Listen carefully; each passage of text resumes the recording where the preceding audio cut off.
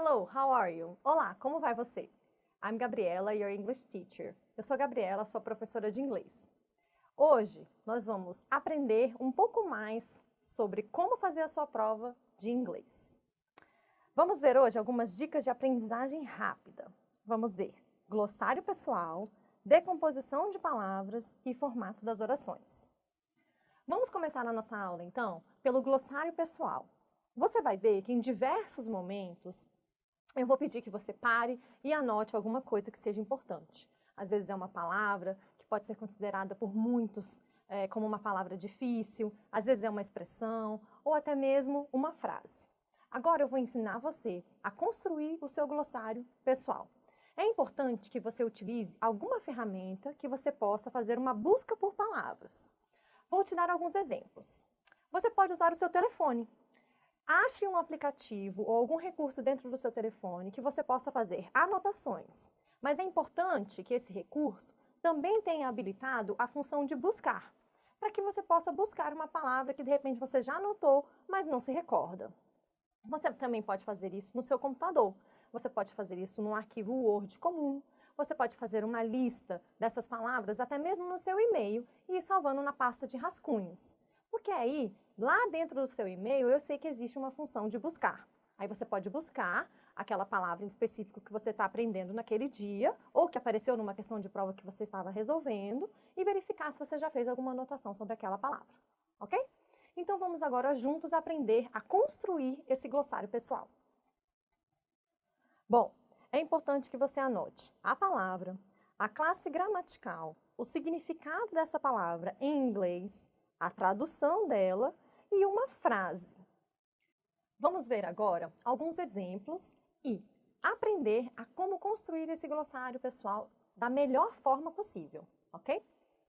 Bom, é importante que você anote as palavras novas ou consideradas difíceis e escreva a definição em uma frase.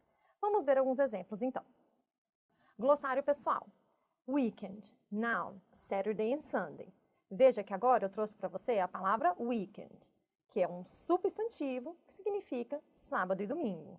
Agora veja a tradução. Como eu falei, um substantivo significa sábado e domingo ou final de semana.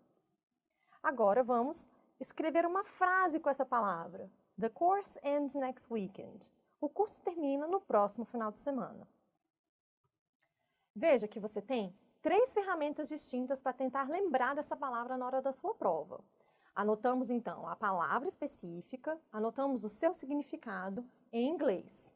Logo abaixo, nós fizemos as mesmas anotações, só que em português. Ou seja, traduzimos tudo. E, por último, criamos uma frase, contextualizamos essa palavra. Então, agora você tem 3 ferramentas distintas para lembrar dela na hora da sua prova. Você pode, às vezes, lembrar da frase que você escreveu, você pode lembrar da tradução dessa palavra, ou você pode até mesmo lembrar do significado dela em inglês. Vamos ver agora juntos outro exemplo. Bom, agora a palavra é awesome, que significa extremely impressive, e é um adjetivo. Veja que logo abaixo eu escrevi as informações em português. E então, uma frase com esta palavra. The artist is truly awesome. O artista é verdadeiramente, extremamente impressionante. Perceba que agora você tem 3 ferramentas para lembrar dessa palavra na hora da prova. Você pode lembrar da frase que você construiu com essa palavra, você pode lembrar do significado dela em inglês ou até mesmo da tradução dela. Agora vamos juntos ver uma questão de prova. In the following passage from the text, the word trash can be substituted by the word garbage.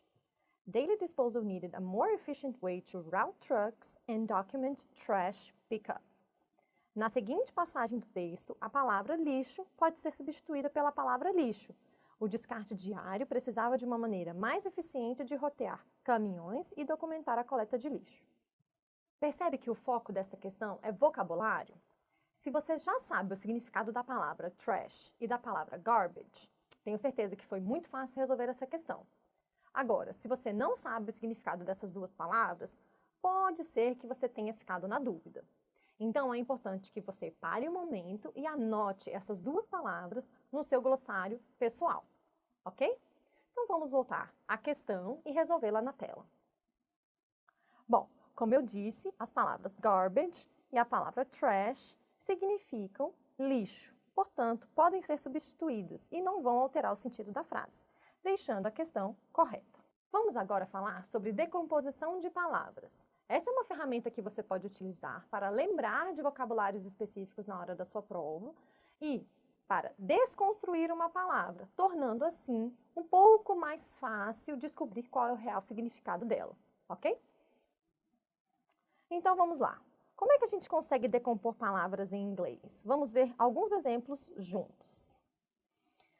Veja, a palavra weekend, novamente, ela é formada pela palavra week e pela palavra end. A palavra week significa semana e a palavra end significa fim. Portanto, é óbvio que o significado de weekend é final de semana.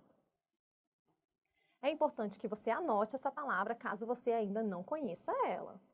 Adicione ela no seu glossário pessoal, como fizemos anteriormente nos exemplos que eu mostrei aqui.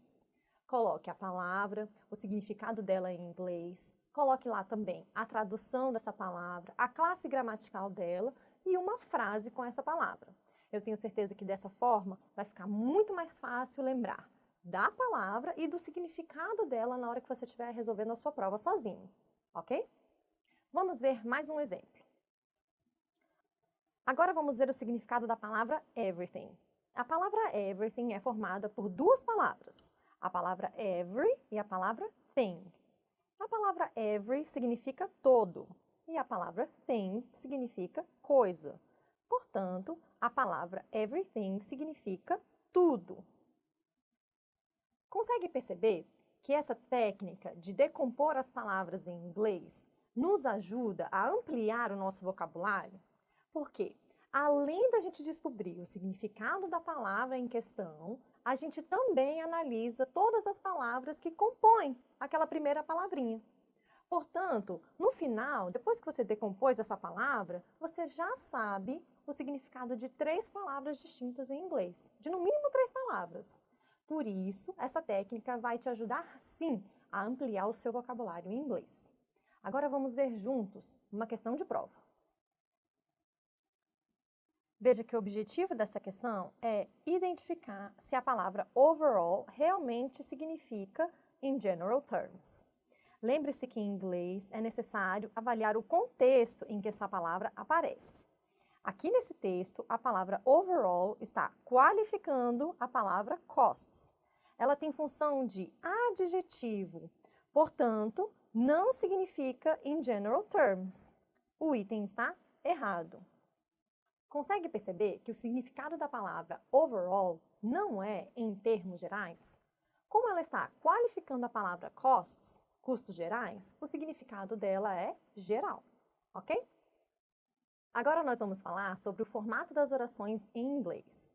É muito importante entender o formato das orações para que seja mais fácil localizar o sujeito, o verbo ou até mesmo o complemento de uma frase ou de uma pergunta em inglês.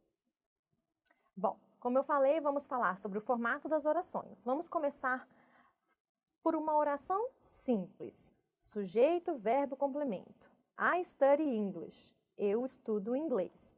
Veja que nesse exemplo, o nosso sujeito é a palavrinha I, em português, eu. O nosso verbo é a palavrinha study, em português, estudo. E o nosso complemento é a palavra English, em português, inglês. Viu que foi fácil identificar as partes dessa oração no nosso exemplo? Vamos ver outro exemplo agora. Technology is the key to the future. Tecnologia é a chave para o futuro. Neste exemplo, a palavra tecnologia é o nosso sujeito, o nosso verbo é a palavrinha is e o complemento está aqui, the key to the future. Consegue perceber que, sabendo o formato da oração em inglês, fica fácil localizar tanto o sujeito, quanto o verbo, quanto o complemento da oração? Agora vamos ver como é que fica uma oração que traz em sua composição uma preposição. Sujeito mais verbo mais preposição mais complemento. She listens to music all the time. Ela ouve música o tempo todo. Neste caso, o nosso sujeito é a palavrinha she, em português, ela. O nosso verbo é a palavra listens, em português, ouve. A nossa preposição é a palavra to. E o nosso complemento está aqui, music all the time. Em inglês, é muito comum que as preposições apareçam após o verbo. Por isso eu trouxe para você esse formato de oração. Sujeito, mais verbo, mais a preposição e logo depois o complemento. Vejamos agora um outro tipo de oração. Agora vamos ver as perguntas, também chamadas de interrogações. Neste caso, ocorre uma inversão do sujeito e do verbo. Para perguntas, o verbo aparece primeiro. Are you studying English now? Você está estudando inglês agora? Veja que no português, essa inversão não acontece. Olha só, o nosso sujeito, em inglês, you, aparece após o verbo. E em português, ele aparece antes do verbo. O nosso verbo are é o primeiro elemento da nossa pergunta e em português o verbo aparece após o sujeito. Para fazer perguntas em inglês, nós devemos inverter a ordem do sujeito e do verbo. Isso é muito diferente da língua portuguesa. Em português, geralmente para fazer uma pergunta, a única coisa que a gente faz é mudar a pontuação no final daquela oração. Nós vamos trocar, por exemplo, um ponto por um ponto de interrogação e a gente também muda a nossa entonação. No inglês é totalmente diferente. Não podemos esquecer de inverter a ordem do sujeito e do verbo. Vejamos agora um exemplo com question word. Question word vai ser a primeira coisa que vai aparecer na sua pergunta. Após a question word, veremos o verbo, o nosso sujeito e então o complemento. When does she listen to music? Quando ela ouve música? Neste caso, a question word é a palavra when, que em português significa quando. O nosso verbo é a palavra does e o nosso sujeito é a palavra she. Depois da palavra she, temos o complemento, listen to music. É importante lembrar de fazer a inversão do verbo e do sujeito quando estivermos falando de alguma pergunta, de alguma interrogação em inglês. Vamos juntos agora fazer uma questão de prova. In the sentence, studies have shown that regular and strengthen the immune system. The verb have could be omitted and the sentence would still be grammatically acceptable. Na frase, estudos têm mostrado que regular e fortalece o sistema imunológico, o verbo have poderia ser omitido e a frase ainda seria gramaticalmente aceitável. Bom, o foco dessa questão é saber se podemos omitir o verbo have e manter o significado da frase. Vamos ver juntos, então. Veja que o verbo have aparece antes do verbo shown, portanto, trata-se do tempo verbal present perfect. Esse tempo verbal exige o uso do verbo have, o que torna o item errado. Não podemos excluir o verbo have da frase sem alterar o seu significado. Bom, nesta videoaula vimos como construir um glossário pessoal. Também vimos a técnica de decomposição de palavras e, por último, o formato das orações. É importante lembrar que a construção do glossário pessoal vai te ajudar a resolver a sua prova de uma forma mais rápida e objetiva, porque vai facilitar lembrar de algum vocabulário específico durante a resolução da sua prova, ok? Lembre-se de utilizar uma ferramenta em que você pode pesquisar por palavras depois. Pode ser um arquivo no seu computador, pode ser um aplicativo que permita você fazer anotações no seu celular, ou até mesmo em um caderno, que você possa depois. Chegamos ao final da nossa aula. Desejo a você boa sorte em seus estudos e lembre-se de conferir o nosso livro digital. Lá você vai encontrar outros exemplos e muitas outras questões de prova. Muito obrigada. Thank you very much.